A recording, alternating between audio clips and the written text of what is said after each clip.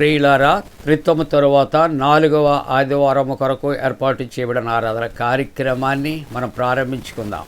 ప్రభువా నిన్నారాధింపను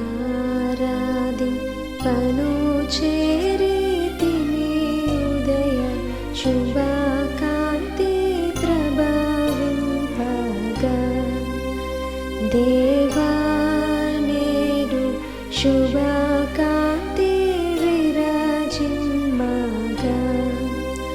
విభవముగను ప్రభాకరముగను విరియుని తేజంబెలర్పగ నబిదనంబులగూడి భక్తిని ఆత్మతో సత్యంబుతోడను ప్రభువా నిన్నారాధింపను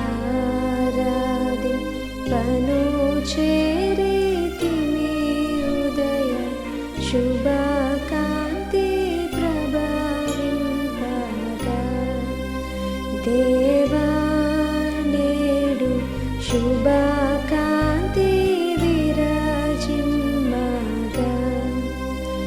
ఇరులుంగమ్మిన నుండి అరుణోదయముదనుక సరిగా పోనీవే కదా దేవా రాత్రి యరిగా పోనీవే కదా విరివిగా మా హృదయ సీమల నెరసియుండిన చీకటులు దరిమి శాంతంబైన మనసుల దయ ప్రసాదింపను భజింతు ప్రభువా నిన్నారాధింపను చేరితిమి ఉదయ శుభకాంతి ప్రభవింపగా దేవా నేడు శుభకాంతి విరాజిమ్మగా అనగాని సాన్నిధ్యముననుండగా మాదు మనసుల నరికట్టుము దేవా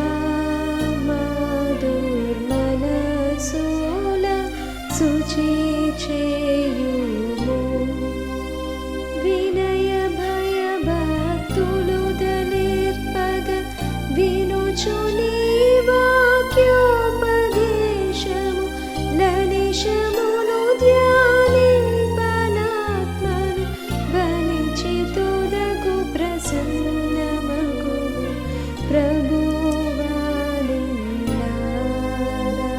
నిన్నారాధింపను చేరితిమి ఉదయ శుభకాంతి ప్రభవింపగా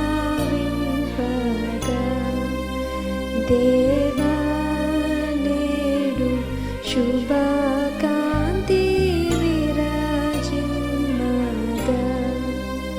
పని పాటలలో మేమి దినము నీకే మహిమ నొనగూర్చ నడిపించుము దేవా నిన్నే ఘనపరచ నడిపించుము తను శ్రమ చేబడలిననుమ దారి దుర్గమమైన కనంబడ వనట చందకనేది చేసిన ప్రభువు కొరకని చేయి నడుపుము ప్రభువా నిన్నారాధింపను చేరితిమి ఉదయ శుభకాంతి ప్రభవింపగా దేవా నేడు శుభకాంతి విరాజిమ్మగా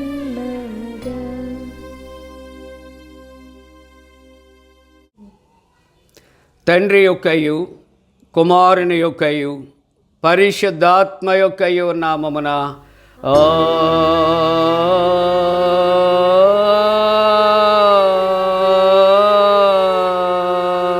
ఆమేన్. నీ వెలుగును నీ సత్యమును బయలుదేర చేయము, అవి నాకు త్రోవ చూపును. అవి నీ పరిశుద్ధ పర్వతమునకును నీ నివాస స్థలమునకును నన్ను తోడుకొని వచ్చును. అప్పుడు నేను దేవుని బలిపీఠమునద్దకు నాకు ఆనంద సంతోషములు కలుగు చేయు దేవుని యొద్దకు చేరదును. దేవా, నా దేవా, సితార వాయించుచు నీ కృతజ్ఞతాస్తుతులు చెల్లించెదను. ప్రభునందు ప్రియులారా, యథార్థ హృదయముతో మన తండ్రి అయిన దేవుని సమీపించి ఆయన ఎదుట మన పాపములను ఒప్పుకొని మన ప్రభు అయిన యేసుక్రీస్తు పేరిట క్షమాపణ దయచేయమని వేడుకుందాము.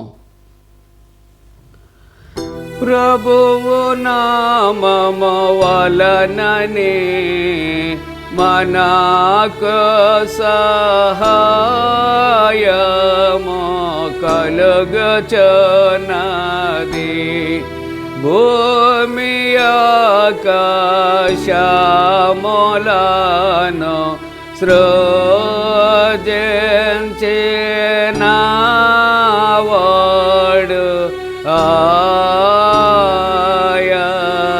ఆయనే. ప్రభువు సన్నిధిని నా అతిక్రమములు నేను ఒప్పుకొందునను కొంటిని. నీవు నా పాపదోషము పరిహరించేయున్నావు.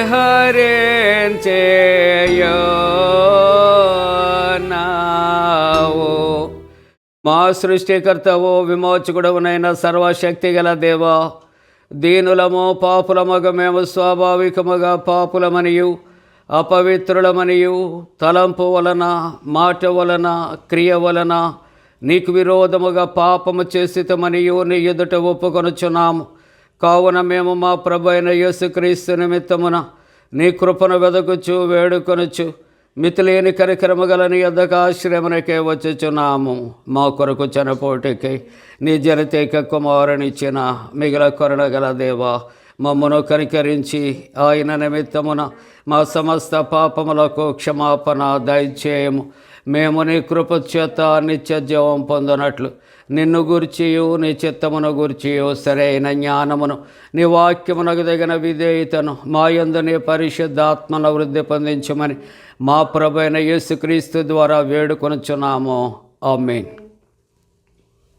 మన పరలోకపు తండ్రియగు సర్వశక్తి గల దేవుడు మనను కనికరించి మన కొరకు చనిపోటుకే తన ఏక కుమారునిచ్చి ఆయన మూలమున మన పాపములన్నిటినీ క్షమించుచున్నాడు. ఆయన నామమందు విశ్వాసముంచు వారికి దేవుని కుమారులగుటకు అధికారం ఇచ్చుచు వారికి తన పరిశుద్ధాత్మను అనుగ్రహించును. నమ్మి బాప్తిస్మం పొందినవాడు రక్షించబడును.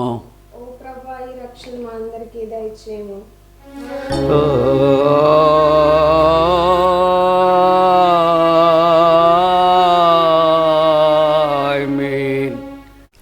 త్రిత్వము తరువాత 4వ ఆదివారం కొరకు ఏర్పాటు చేయబడిన ప్రారంభ గీతము. యెహోవా నాకు వెలుగును రక్షణ అయ్యున్నాడు, నేను ఎవరికి భయపడదును? యెహోవా నా ప్రాణదుర్గము, ఎవరికి వెరతును? దుష్టులను నన్ను బాధించే శత్రువులను నా మీదకి వచ్చినప్పుడు వారితో ట్రెల్లి కూలిరి. నాతో యుద్ధము చేయుటకు దండు దిగినను నా హృదయము భయపడదు. తండ్రికి కుమారునికి పరిశుద్ధాత్మకును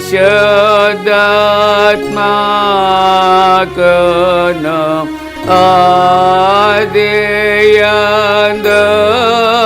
ఎప్పుడు ఎల్లప్పుడు యుగ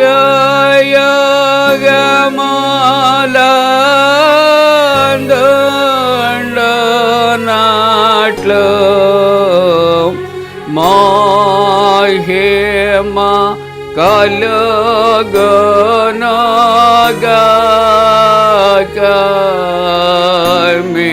ఆమేన్. ప్రభువా మోను కనికరింపుము ప్రభువా మోను కనికరింపుము క్రీస్తు మోను కనికరింపుము క్రీస్తు మోను కనికరింపుము ప్రభువా మోను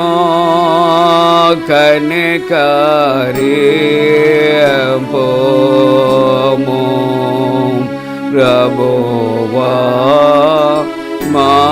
మోను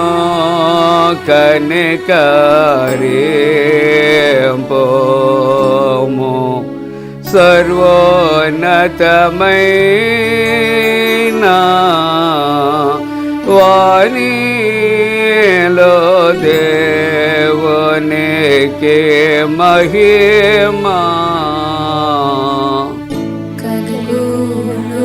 కలుగునుగాక దేవునికి మహిమా కలుగునుగాక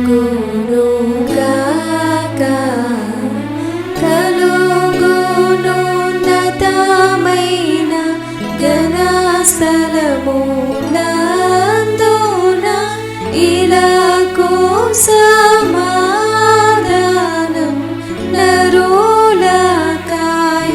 నరులకాయనాదాయ ప్రభువైన దేవా పరమరాజా సర్వ పరిపాలన పరిపూర్ణ శక్తి గల పరమజనగా నిన్ను మహిని స్తుతించుచు మరి పొగడుచున్నాము మహిమా పరచుచు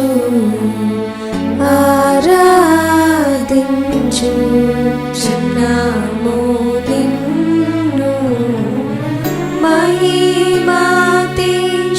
మహిమాతిశయమును మదితలంచియు నీకు మహిని మా స్తుతి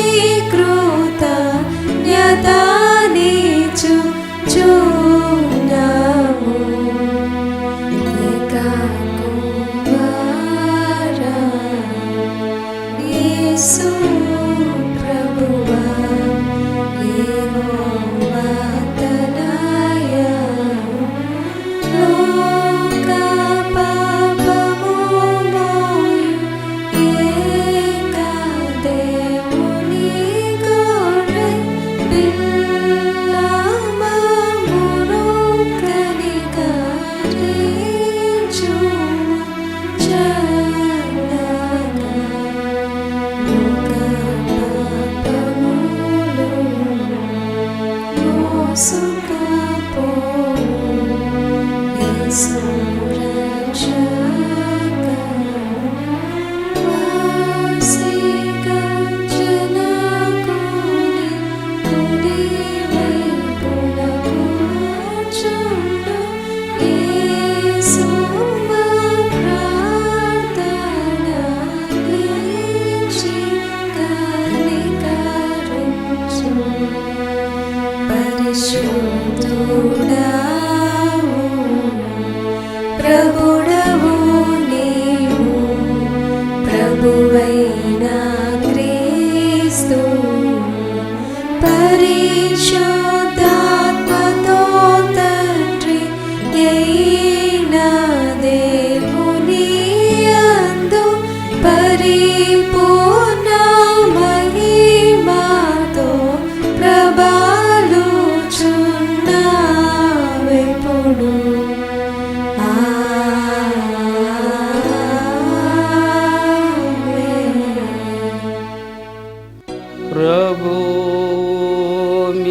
మీతో నుండుగాక.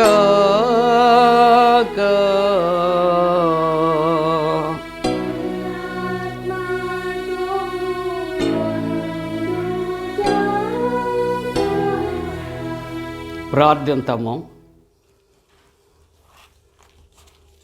ఓ ప్రభువా, నీ సంఘము భక్తి సహితమై నెమ్మది కలిగి సంతోషముతో నిన్ను సేవించులాగున ఈ లోక చర్యలన్నిటినీ నీ పరిపాలన చేసి సమాధానముగా జరుపుమని నీతోనూ పరిశుద్ధాత్మతోనూ సదా ఏకదేవుడై యుగ యుగములు జీవించుచు పరిపాలించనుండు నీ కుమారుడును మా ప్రభువైన యేసుక్రీస్తు ద్వారా వేడుకొనుచున్నాము.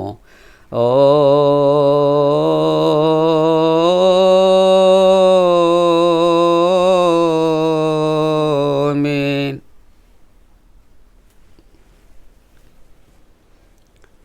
ప్రియులారా, త్రిత్వము తరువాత 4వ ఆదివారపు ఆరాధన కొరకు ఏర్పాటు చేయబడిన పరిశుద్ధ లేఖన భాగాలు చదవగా విందాం. త్రిత్వం తరువాత 4వ ఆదివారం కొరకు ఏర్పాటు చేయబడిన పాత నిబంధన వాక్య భాగము యెషయా గ్రంథము 65వ అధ్యాయము 17వ వచనము నుండి 19వ వచనం వరకు మరియు 24వ వచనము 25వ వచనము చదువుకుందాము. ఇదిగో నేను క్రొత్త ఆకాశమును క్రొత్త భూమిని సృజించుచున్నాను. మునుపటివి మరువబడును, జ్ఞాపకమునకు రావు. నేను సృజించుచున్న దాని గూర్చి మీరు ఎల్లప్పుడూ హర్షించి ఆనందించుడి. నిశ్చయముగా నేను యెరూషలేమును ఆనందకరమైన స్థలముగాను ఆమె ప్రజలను హర్షించువారినిగాను సృజించుచున్నాను. నేను యెరూషలేమును గూర్చి ఆనందించెదను, నా జనులను గూర్చి హర్షించెదను. రోదన ధ్వనియు విలాపధ్వనియు దానిలో ఇకను వినబడవు. 24వ వచనము వారికి ఇలాగున జరుగును, వారు వేడుకొనక మునుపు నేను ఉత్తరం ఇచ్చేదను, వారు మనవి చేయుచుండగా నేను ఆలకించెదను.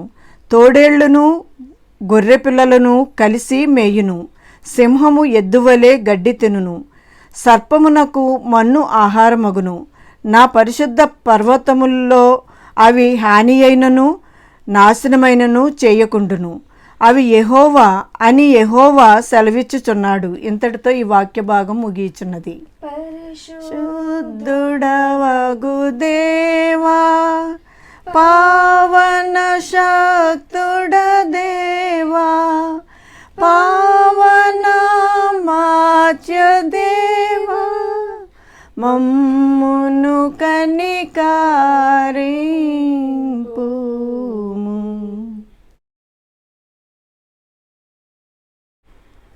ఈ దినము కొరకు ఏర్పాటు చేయబడిన పత్రిక వాక్య భాగము అపోస్తలుల కార్యములు 4వ అధ్యాయం 1 నుండి 12 వచనాలు ఈ విధంగా వ్రాయబడి ఉన్నవి. వారు ప్రజలతో మాట్లాడుచుండగా యాజకులను దేవాలయపు అధిపతియు సద్దూకయులను వారు ప్రజలకు బోధించుటయు యేసును బట్టి మృతులలో నుండి పునరుత్థానము కలుగునని ప్రకటించుటయు చూచి కలవరపడి వారి మీదికి వచ్చి వారిని బలత్కారముగా పట్టుకొని సాయంకాలమైనందున మరునాటి వరకు వారిని కావలిలో ఉంచిరి. వాక్యము వినిన వారిలో అనేకులు నమ్మిరి. వారిలో పురుషుల సంఖ్య ఇంచుమించు 5,000 ఆయెను. మరునాడు వారి అధికారులను పెద్దలను శాస్త్రులను యెరూషలేములో కూడుకొనిరి. ప్రధాన యాజకుడైన అన్నాయు కయపయు యోహానును అలెగ్జంద్రును ప్రధాన యాజకుని బంధువులందరూ వారితో కూడా ఉండిరి. వారు పేతురును యోహానును మధ్యను నిలువబెట్టి, మీరు ఏ బలము చేత ఏ నామమును బట్టి దీనిని చేసితిరని అడుగగా పేతురు పరిశుద్ధాత్మతో నిండినవాడై ఇట్లనెను, ప్రజల అధికారులారా పెద్దలారా, ఆ దుర్బలునికి చేయబడిన ఉపకారమును గూర్చి వాడు దేని వలన స్వస్థత పొందెనని నేడు మిమ్మును విమర్శించుచున్నారు గనుక మీరందరూ ఇశ్రాయేలు ప్రజలందరూ తెలుసుకొనవలసినదేమనగా, మీరు సిలువ వేసినట్టియు మృతులలో నుండి దేవుడు లేపినట్టియు నజరేయుడైన యేసుక్రీస్తు నామముననే వీడు స్వస్థత పొంది మీ ఎదుట నిల్చుచున్నాడు. ఇల్లు కట్టువారైన మీరు తృణీకరించిన రాయి ఆయనే. ఆ రాయి మూలకు తలరాయి ఆయను. మరి ఎవని వలనను రక్షణ కలుగదు. ఈ నామముననే మనము రక్షణ పొందవలెను గాని ఆకాశము క్రింద మనుష్యులలో ఇయ్యబడిన మరి ఏ నామమున రక్షణ పొందలేము అనెను. ఇంతటితో ఈ వాక్య భాగం ముగియుచున్నది. హల్లెలూయా హల్లెలూయా హల్లెలూయా.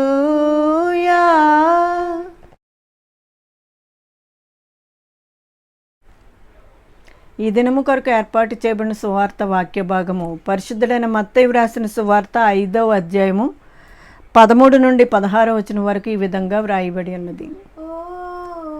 ప్రభువా నీకు మహిమ కలుగునుగాక. మీరు లోకమునకు ఉప్పై ఉన్నారు. ఉప్పు నిస్సారమైతే అది దేని వలన సారము పొందును? అది బయట పారవేయబడి మనుషుల చేత త్రొక్కబడుటకే గాని మరి దేనికిని పనికిరాదు. మీరు లోకమునకు వెలుగై ఉన్నారు. కొండ మీద నుండి పట్టణము మరుగై ఉండనేరదు. మనుష్యులు దీపము వెలిగించి కొంచెము క్రింద పెట్టరు, కానీ అది ఇంట నుండి వారి అందరికీ వెలుగుచ్చుటకై దీపస్తంభము మీదనే పెట్టుదురు. మనుష్యులు మీ సత్క్రియలను చూచి పరలోకమందున్న మీ తండ్రిని మహిమపరచునట్లు వారి ఎదుట మీ వెలుగు ప్రకాశింపనీయుడి. ఇంతటితో ఈ వాక్య భాగం ముగియుచున్నది. క్రీస్తు నీకు స్తోత్రము కలుగునుగాక.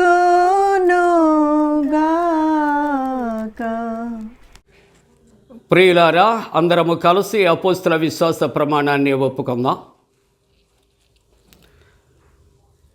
భూమి ఆకాశములను సృజించిన సర్వశక్తి గల తండ్రి అయిన దేవుని నమ్ముచున్నాను. ఆయన కుమారుడును మన ప్రభు అయిన యేసుక్రీస్తు నమ్ముచున్నాను. ఈయన పరిశుద్ధ ఆత్మలను గర్భమున ధరింపబడి కన్యైన మరియకు పుట్టి పొంతి పిలాతు అధికారము క్రింద శ్రమపడి సిలువేయబడి చనిపోయి సమాధి చేయబడిననియు అదృశ్యలోకములోనికి దిగిననియు చనిపోయిన వారిలో నుండి 3వ దినమున లేచి పరలోకమునకెక్కి సర్వశక్తి గల తండ్రి దేవుని కుడి చేతి వైపున కూర్చుండి ఉన్నాడనియు సజీవులకును మృతులకును తీర్పు చేయటకు అక్కడ నుండి వచ్చిననియు నమ్ముచున్నాను.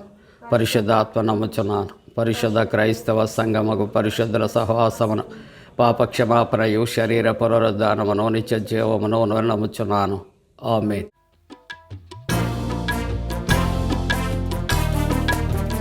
రాజాదిరాజా రారా, రాజులకు రాజువై రారా, రాజయేసు రాజ్యమేలరా, రవి కోటి తేజయేసు రారా. ఓ మేఘవాహనంబు మీద వేగమే, ఓ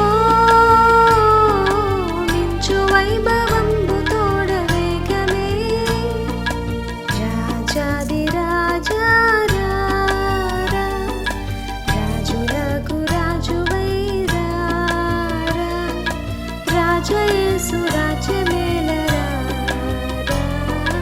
రవి కోటి తేజయేసు రారా. ఓ భోజనంబులెల్ల తేరి చూడగా, ఓ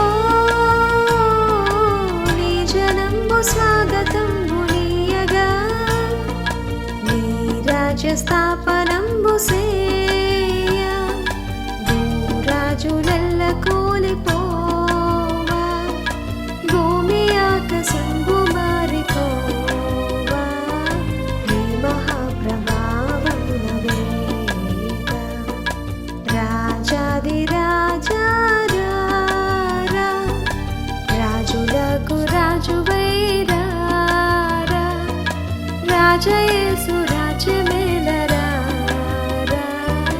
రవి కోటి తేజయేసు రారా. ఆకాశమున దూతలార్పటింపగా, ఆది భక్త సంఘ సమేతంబుగా, ఉల్లాసంబు మధ్య వీధిలోన ఏకమై మహాసభ చేయ యేసునాదు నీదు మహిమలోన మాకదే మహానందమౌగా రాజాది రాజా రాజులకు రాజువైరా రాజయేసు రాజ్యమేలరా రవి కోటి తేజయేసురా ఓ పరమ యెరూషలేము పుణ్య సంగమా ఓ గొర్రె పిల్ల క్రీస్తు పుణ్య సంగమా పరమదూతలార భక్తులారా పౌల పోస్తులార పెద్దలారా గొర్రె పిల్ల యేసురాజు పేరా క్రొత్త గీతమెత్తి పాడరా రాజాది రాజా రాజులకు రాజువైరా రాజయేసు రాజ్యమేలరా రవి కోటి తేజయేసురా.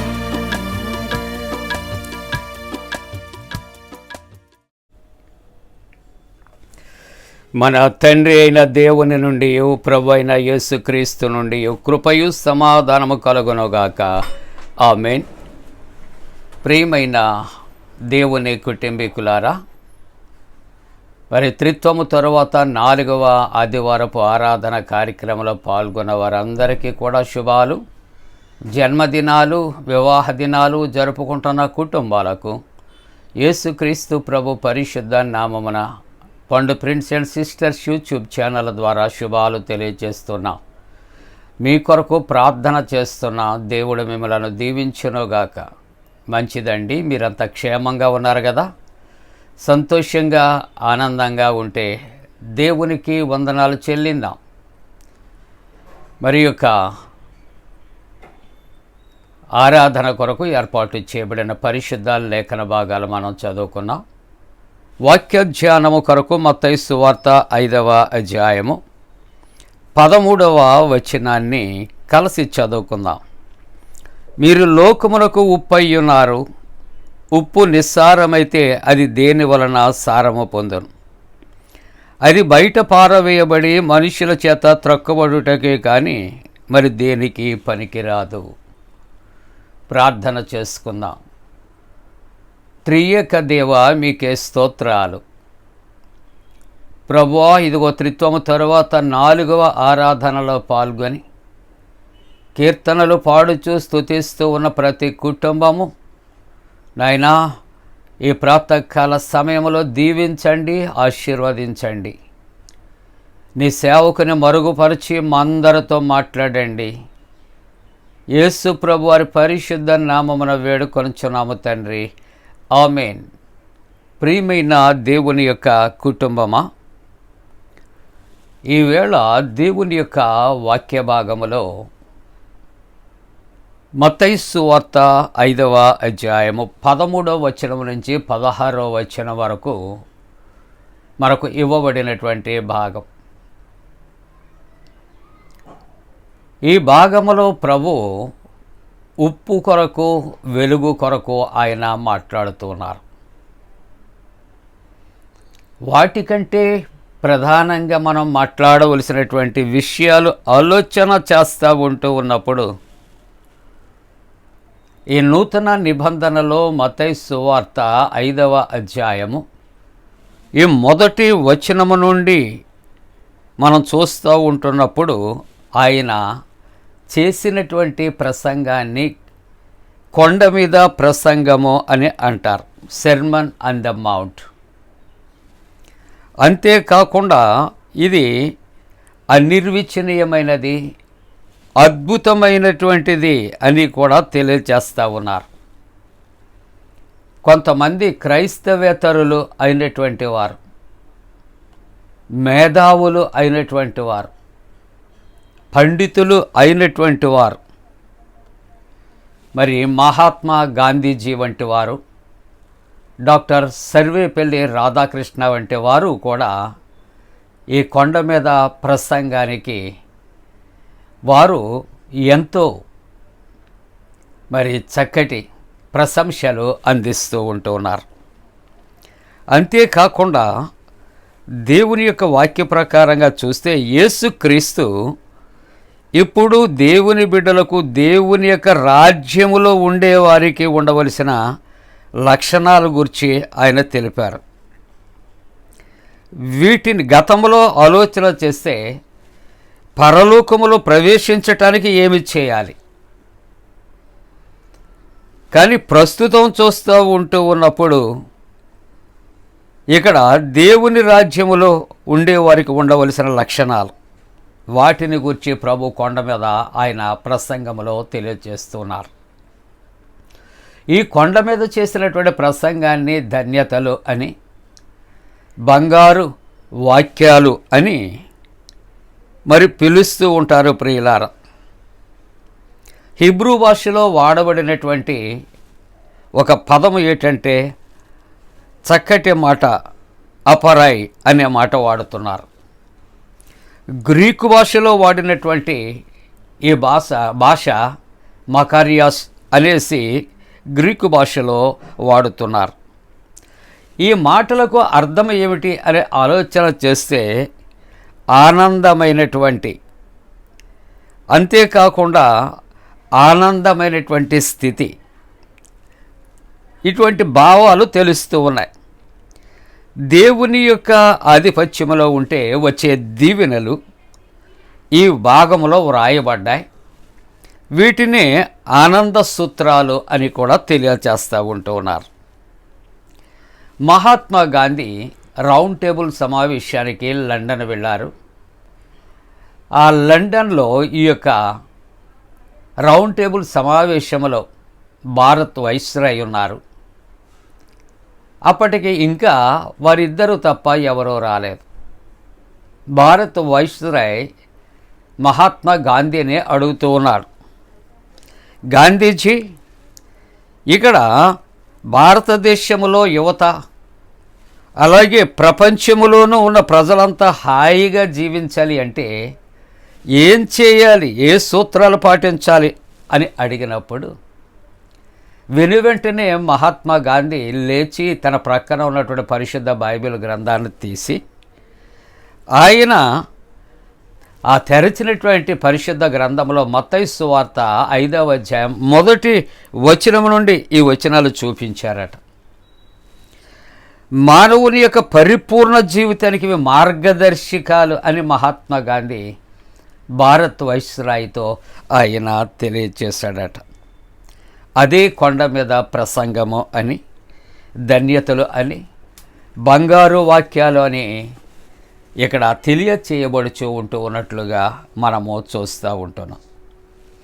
కాబట్టి ఈ కొండ మీద చేసినటువంటి ఈ ప్రసంగములో యేసుక్రీస్తు ప్రభు ఆయన ఈ దినము 2 మాటలు, మీరు లోకమునకు ఉప్పు అయి ఉన్నారు.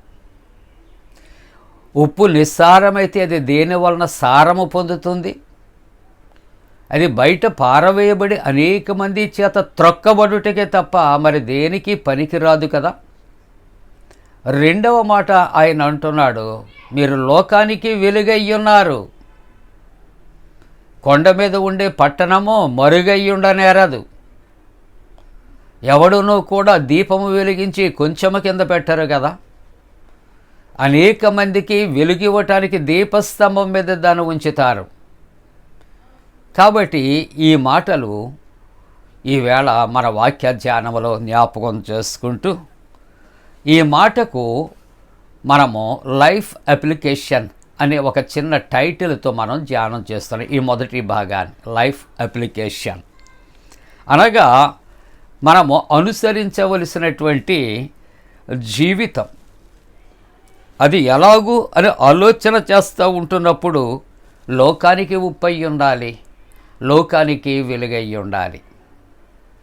ఈ మాటలు మనము చూస్తూ ఉంటున్నప్పుడు ఉప్పు కొరకు ప్రస్తావిస్తూ ఉంటున్నారు.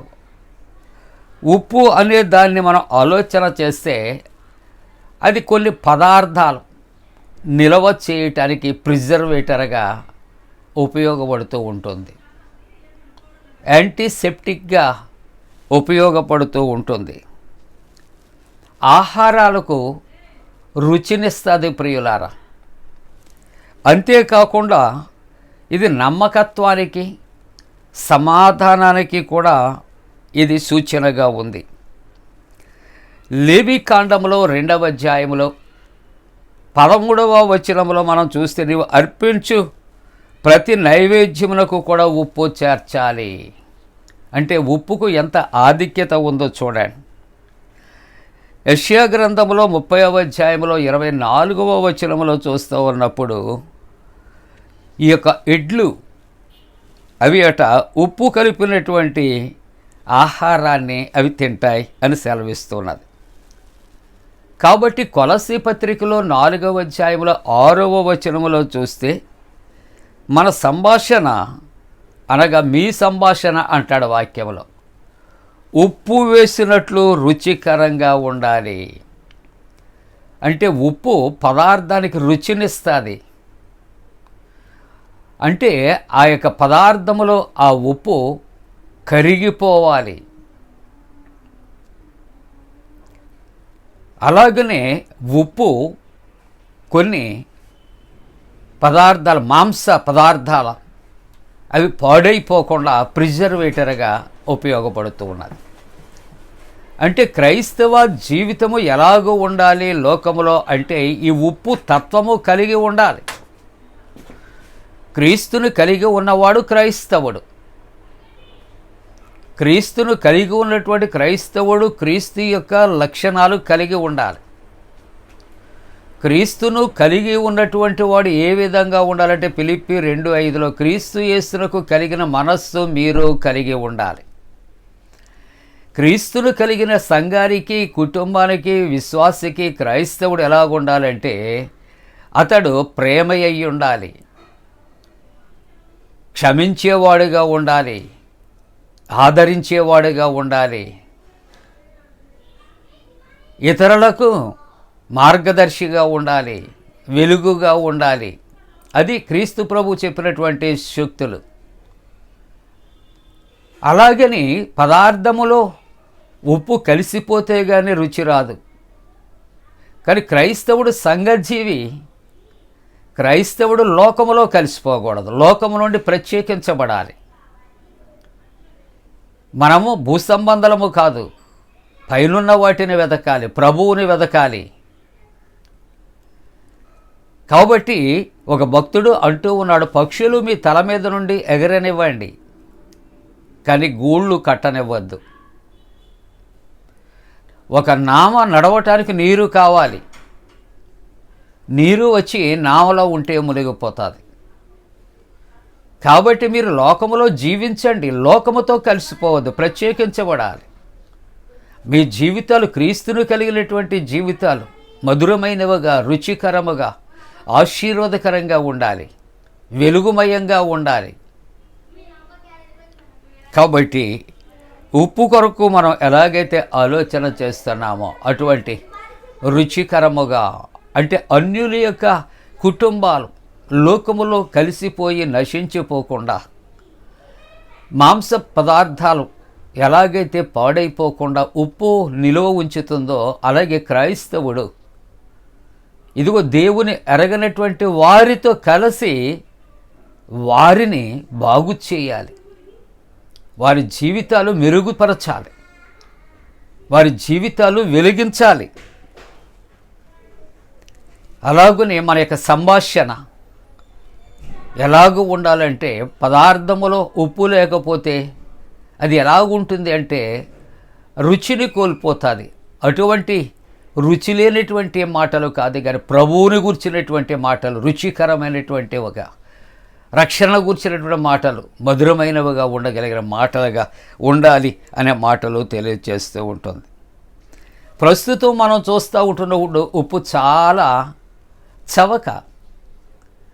కానీ ఇక్కడ మరి రోమా ప్రభుత్వంలో రోమన్ అధికారుల యొక్క జీతాలు వెండి బంగారు వస్తువులు ఇచ్చేవారు కాదట. వారికి జీతాలు బదులు ఉప్పును కూడా ఇస్తూ ఉండేవారట. అంటే ఉప్పుకు అంత విలువ ఉంది, అంత ఖరీదు ఉన్నది అనే మాటలు జ్ఞాపకం చేసుకోవడం. కాబట్టి క్రీస్తును కలిగి ఉన్నటువంటి విశ్వాసి తన యొక్క జీవితము ఒక చీప్గా మనం ఉండకూడదు, విలువైనదిగా ఉండాలి, కొనియాడబడాలి, ఉప్పు వలె మధురముగా ఉండాలి, ఇతరులకు మేలుకరంగా ఉండాలి, అన్యులు నశించిపోకుండా ఉండాలి. ప్రభు అందుకని నశించిన దాన్ని వెదకి రక్షించడానికి మనిషి కుమారుడి లోకమునకు వచ్చాడు. ప్రభు మనకు ఉప్పు తత్వాన్ని ఇచ్చాడు ప్రియులారా. కాబట్టి ఈ యొక్క ఆరాధనలు మనం ఆలోచన చేస్తే ఉప్పు ఎలాగూ అది తయారవుతుంది. సముద్రములో ఉన్నటువంటి ఆ యొక్క నీటిని వారు మడుల కింద కొడతారు. అది సూర్యరశ్మి చేత ఆ నీరు ఆవిరి అయిపోయి ఉప్పుగా సిద్ధపరచబడుతున్నది. అంతేకాకుండా ఇక్కడ పసిఫిక్ మహాసముద్రం నుండట 1 టన్ను నీటిని తీసి దానిని ఆవిరి చేస్తే 79 పౌండ్లు అక్కడ ఉప్పు వస్తుందట. అలాగునే ఇక్కడ మరి మృత సముద్రములో అక్కడ మనం అట్లాంటిక్ మహాసముద్రంలో చూస్తే 81 పౌండ్లు వస్తుందట. మృత సముద్రములో ఉన్నటువంటి 1 టన్ను నీటిని తీసి ఆవిరి చేస్తే 500 పౌండ్ల ఉప్పు వస్తుందట. అంతా కూడా సముద్రపు నీరే. కానీ ఇక్కడ పసిఫిక్ సముద్రంలో ఉన్న నీటికి, అట్లాంటిక్ మహాసముద్రంలో ఉన్న నీటికి, మృత సముద్రంలో ఉన్న నీటికి వ్యత్యాసం ఉంటుంది. కాబట్టి లోకములో జీవిస్తున్నటువంటి మానవులమైనటువంటి మనం విశ్వాసులుగా ప్రభువుని కలిగి ఉన్నప్పుడు మనలో కూడా ఆ ఉప్పు తత్వము ఎలాగైతే మృత సముద్రములో అధికముగా ఉన్నదో అలాగునే ఇతరులకు రక్షణకరంగా ఉండేది, మధురమైనది, ఇతరులను ప్రభు వైపు నడిపించేది, వస్తువులను నిలువ చేసే శక్తి కలిగినటువంటి రీతిలో క్రైస్తవులము కూడా అధికమైనటువంటి రుచిని కలిగినటువంటి వారముగా మనం లోకంలో ఉండవలసినటువంటి అవసరత ఉంది అని దైవవాక్యంలో మాట్లాడుకుంటున్నాం. పేతురు రాసినటువంటి మొదటి పత్రిక 2వ అధ్యాయము 9వ వచనంలో చూస్తే, అయితే మీరు చీకటిలో నుండి ఆశ్చర్యకరమైనటువంటి తన వెలుగులోనికి మిమ్మల్ని పిలిచిన వారి గుణాతిశయములు ప్రచురము చేయు నిమిత్తం. దేవుడు మనల్ని ఎందుకు పిలిచాడు, మన యొక్క బాధ్యత ఏమయ్యున్నది అని ఆలోచన చేస్తే చీకటిలో నుండి ఆశ్చర్యకరమైన తన వెలుగులోనికట ఆయన మనలను పిలిచి ఉన్నాడు. ఎందుకు అని ఆలోచన చేస్తూ ఉన్నప్పుడు మనం వారి గుణాతిశయములు ప్రచురము చేయ నిమిత్తమట, దేవుని కొరకు ప్రకటన చేయటానికి, ఆయన గుణాతిశయాలు లోకానికి ప్రచురము చేయటానికి ఏర్పాటు చేయబడిన వంశమట. మనము రాజులైన యాజక సమూహమట, పరిశుద్ధ జనము అట, దేవుని యొక్క సొత్తు, మనము ఆయన ప్రజలము అయ్యి ఉన్నాం. అయితే దేవుని యొక్క వాక్యములో పేతురు రాసినటువంటి మొదటి పత్రిక 2వ అధ్యాయము 10వ వచనములో మరొక మాట చూస్తుండగా, ఎప్పుడు ఏ పరిస్థితుల నుండి దేవుడు పిలిచాడు, ఒకప్పుడు ప్రజగా మనము ఉండక ఇప్పుడు దేవుని ప్రజలైతేమి, ఒకప్పుడు దేవుని ప్రజలుగా ఉండే అర్హత లేదు. అటువంటి పరిస్థితుల్లో ఒకప్పుడు కనికరింపబడక ఇప్పుడు కనికరింపబడిన వారమైతేమి. కాబట్టి కనికరింపబడినటువంటి మనము, కనికరించినటువంటి దేవుడు ఆయన మనల్ని ఎందుకు పిలిచాడు, చీకటిలో నుండి వెలుగులోనికి ఎందుకు పిలిచాడు, ఆయన తన యొక్క గుణాతిశయాలు ప్రచురము చేయు నిమిత్తము మనమట ఏర్పరచబడిన ఎవరమట అండి, వంశము, రాజులైన యాజక సమూహం, పరిశుద్ధ జనము, దేవుని సొత్తైన ప్రజలు. ఎంత గొప్ప ఆధిక్యత దేవుడు మనకిచ్చాడు ప్రియులారా. ఒకప్పుడు ఎటువంటి యోగ్యత లేదు ప్రియులారా. కానీ దేవుడు మనకు యోగ్యత ఆయన దయచేసినటువంటి దేవుడు. కాబట్టి మత్తయి సువార్త 5:13 ఆయన అంటాడు, ఇదిగో మీరు లోకానికి ఉప్పై ఉన్నారు. మీరు ఇదిగో ఉప్పు వంటి క్రీస్తు ప్రభువుని కలిగి ఉన్నారు. ఆయన లోకానికి ఎలాగైతే మధురమైన వారిగా ఉన్నారో మీరు కూడా మధురమైనటువంటి వారిగా ఉండాలి. పాపులను రక్షించటానికి ఆయన ఎలాగైతే వచ్చాడో అలాగే మీరు కూడా ప్రభు యొక్క సూక్తుల ప్రకారంగా పాపులను మీరు రక్షించేవారిగా మీరు ఉండాలి. ప్రభువులోనికి నడిపించేవారిగా మీరు ఉండాలి. వారి కొరకు ప్రార్థన చేసేవారిగా మీరు ఉండాలి. అలాగ లేకపోతే మత్తయి సువార్త 5:13 రెండవ భాగంలో అంటాడు, ఉప్పు నిస్సారమైతే అది దేని వలన సారము పొందును. ఉప్పు నిస్సారమైతే అది దేని వలన సారం పొందుతుంది? ఎందుకు అంటే ఈ సారము లేనటువంటి ఉప్పును ఏం చేస్తారంటే అది ఏం చేస్తారు, బయట పారవేస్తారట. అది అనేక మంది చేత త్రొక్కబడుతూ ఉంటుందట. అది మరి దేనికి పనికిరాదట.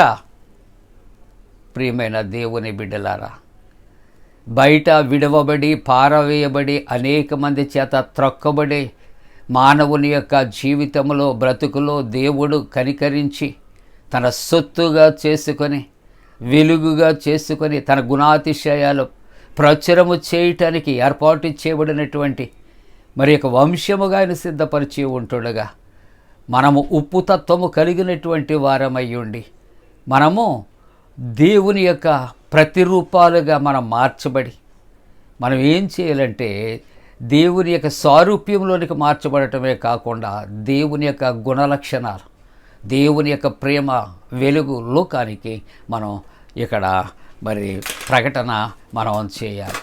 మీరు సర్వలోకములకు వెళ్ళి సర్వ సృష్టికి సువార్త ప్రకటన చేయండి. దేవుడు గొప్ప బాధ్యత ఇస్తూ ఉన్నాడు. అందుకనే ప్రభు అంటున్నాడు, లోకములో మన విలువ ఎటువంటిది అంటే మనం ఒకప్పుడు కనికరింపబడినటువంటి వారం, ప్రజగా ఉండటువంటి అర్హత లేనటువంటి వారం.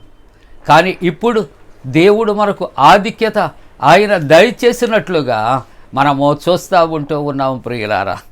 ఆయన మనలను యాజక సమూహముగా ఆయన చేసాడు. ఉప్పు యొక్క సారాన్ని మనకిచ్చాడు. మన జీవితాలకు ఉప్పు యొక్క రుచిని ఆయన ఇచ్చాడు ప్రియులారా. ఇదిగో మరి యొక్క నైవేద్యాలలో ఆ ఉప్పును కూడా అర్పించాలి. ఆ విధంగా మన జీవితాల్లో కూడా మనమును కూడా ప్రభువుకి ఒక నైవేద్యముగా అర్పించబడే వారముగా మనం ఉండాలి. అలాగూ లేకపోతే బయట పారవేయబడి మనము అనేకుల చేత త్రొక్కబడటానికే తప్ప మరి దేనికిని కూడా పనికిరానటువంటి పరిస్థితుల్లో మనం ఉంటామని దేవుని యొక్క వాక్యము సెలవిస్తూ ఉంటూ ఉన్నది ప్రియులారా. మరి మత్తయి సువార్త 5:14 ప్రభు అంటున్నాడు, మీరు లోకానికి వెలుగయ్యున్నారు. You are the light of the world. మీరు లోకానికి వెలుగయ్యున్నారు. ఎంత గొప్ప మాట అండి. చీకటి బ్రతుకులో ఉన్నవాళ్ళము, పాపములో పుట్టిన వారం, మరణాంధకారములో జీవిస్తున్నటువంటి వారం, గోడాంధకారపు లోయలో సంచరిస్తూ ఉన్నటువంటి వారం. ప్రభు అంటూ ఉన్నాడు ఈ ఉదయకారం, మీరు లోకానికి వెలుగయ్యున్నారు. ఎంత గొప్ప దేవుడు.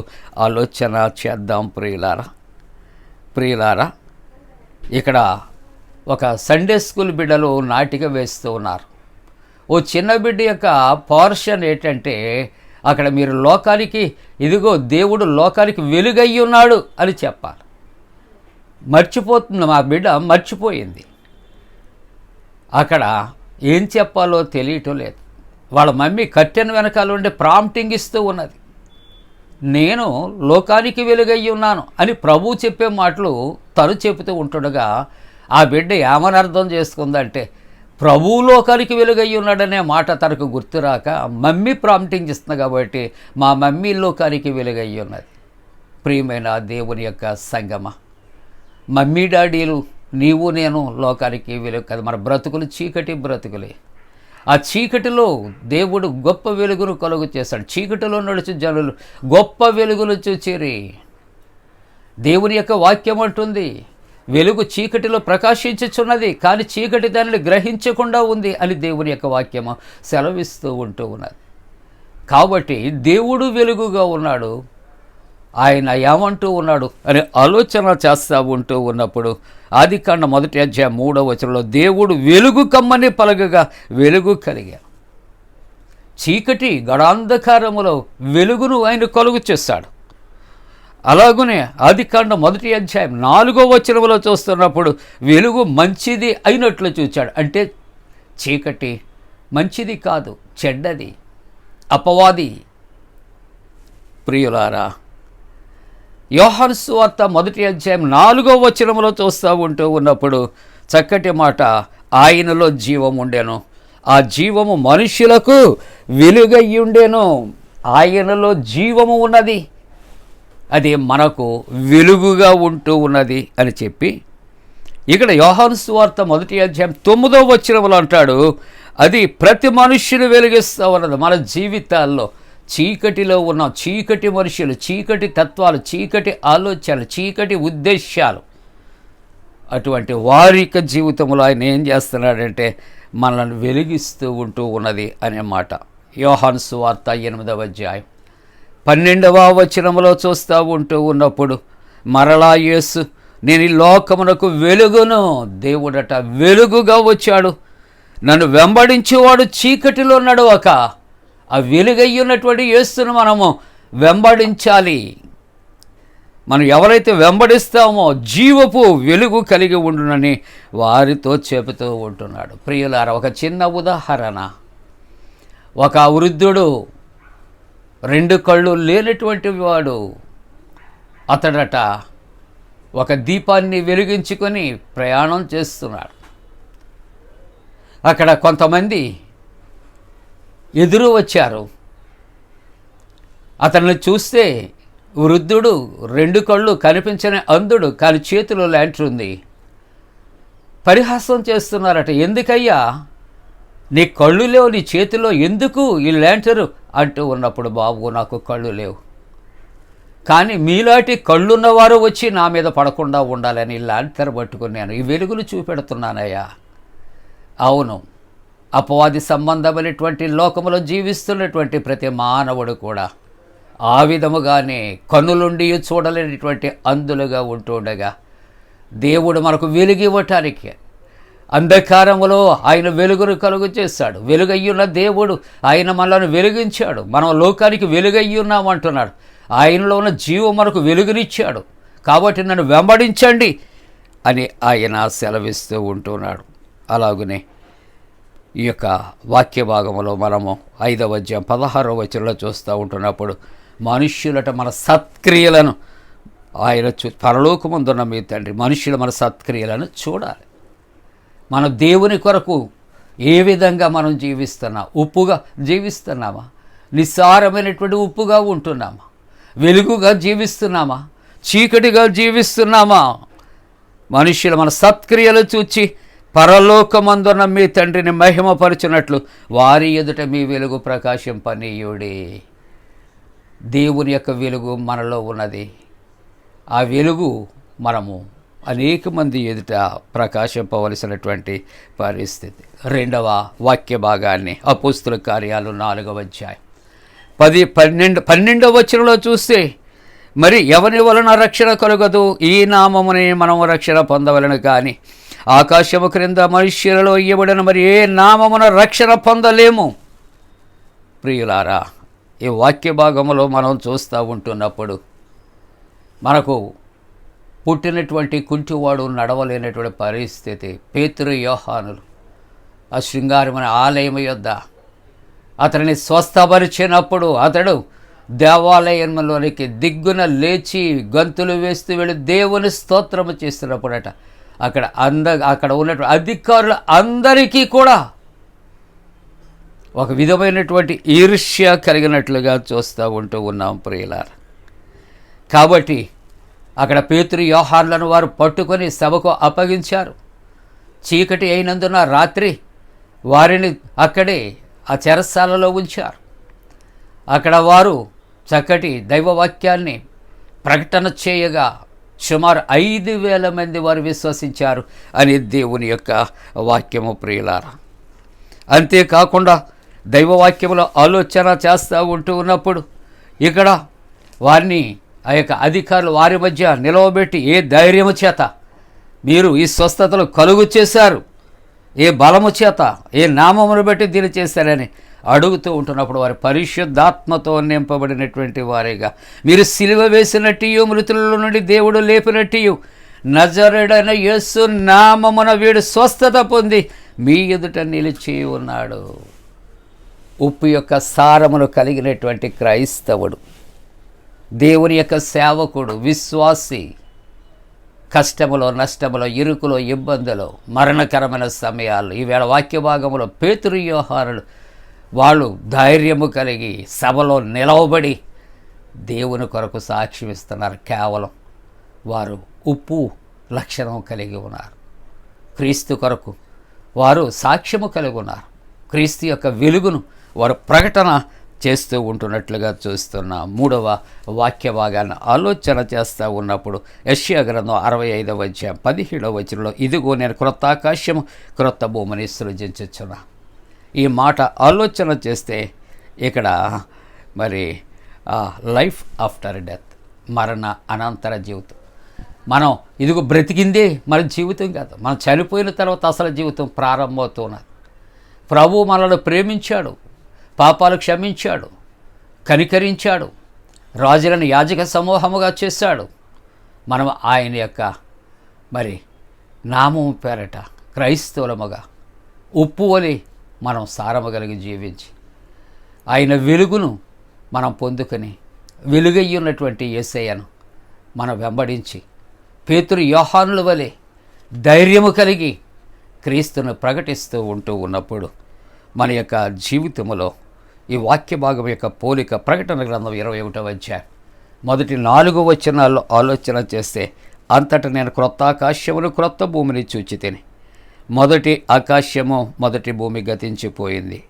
నేను నూతనమైన యెరూషలేము పరిశుద్ధ పట్టణం తన భర్త కొరకు అలంకరింపబడిన పెండ్లి కుమార్తెగా సిద్ధపరచబడినటువంటి పరలోకమందున దేవుని యొద్ద నుండి దిగువచ్చట నేను అటువంటి ఉప్పు తత్వము, వెలుగు మనం కలిగి దేవుని కొరకు సాక్షిగా జీవిస్తుంటున్నాడు. పేతురు, యోహానుల వలె క్రీస్తు కొరకు ధైర్యం కలిగి సాక్ష్యం ఇస్తూ ఉంటున్నప్పుడు, ప్రభు యొక్క క్షమాపణ మనం పొందుకుంటూ ఉంటున్నప్పుడు తప్పనిసరిగా మనం మరలా నూతన సృష్టిగా మారబోతున్నాం.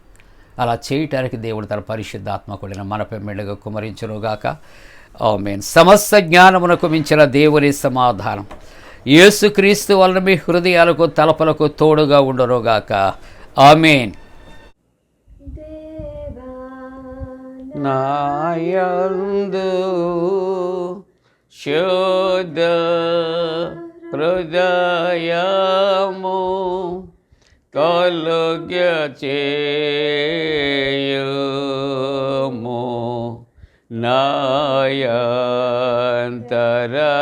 నాయంతరంగములో స్థిరమైన మనసును తనముగా పుట్టించుము, నీ సన్నిధానములో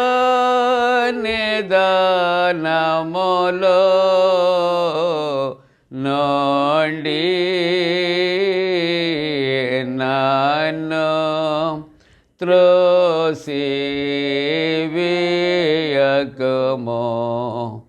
నీ పరిశుద్ధాత్మను నా యొద్ద నుండి తీసివేయకుము,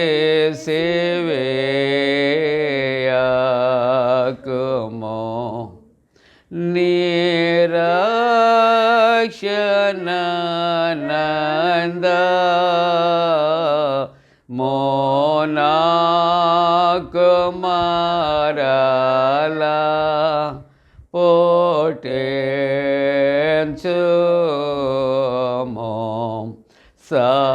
సమాతి గల మనసు కలుగ చేసి నన్ను దృఢపరచుము.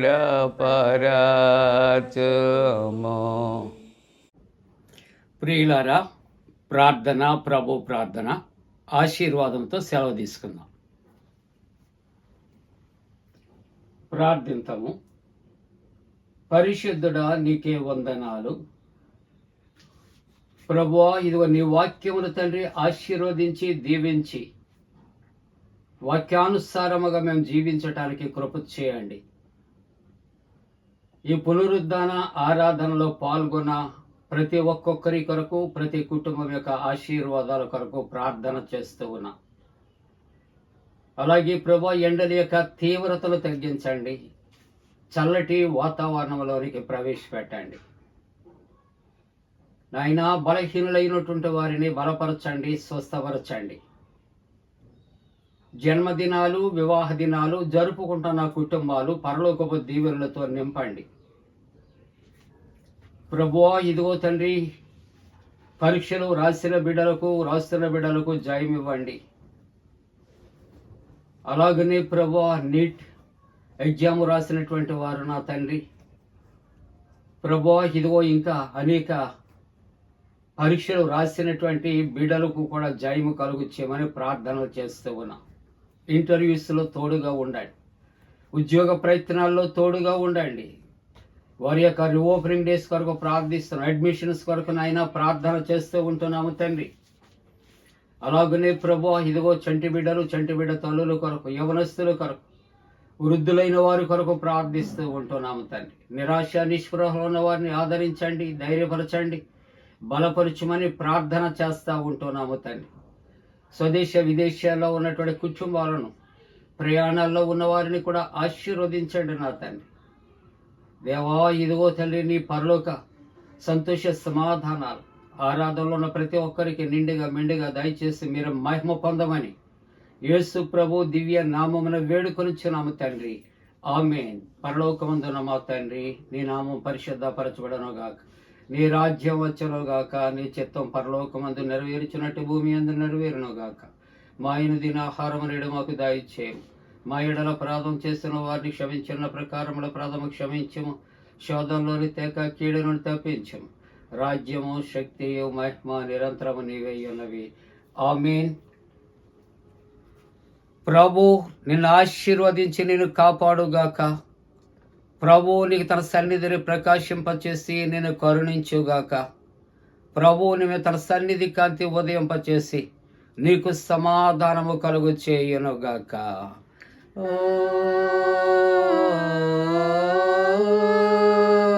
ఆమేన్. ఆమేన్.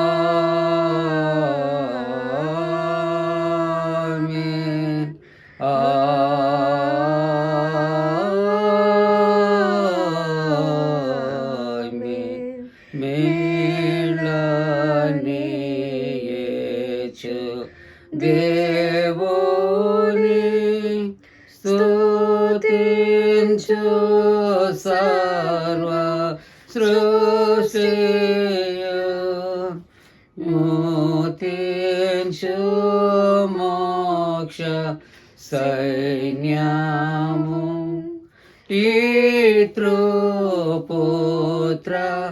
శుద్ధాత్మల